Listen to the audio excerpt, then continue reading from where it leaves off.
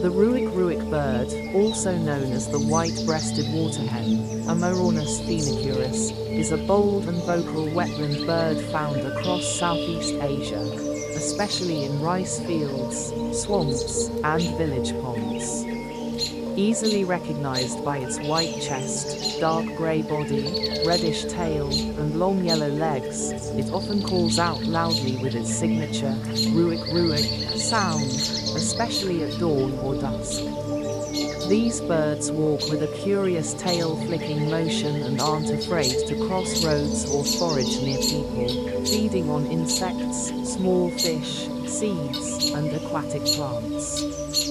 During breeding season, they hide their nests in thick grass, lay up to 7 eggs, and raise fluffy chicks that can walk soon after hatching. Known for their fearless behavior and noisy charm, Ruak Ruak birds bring life and sound to the heart of the wetlands.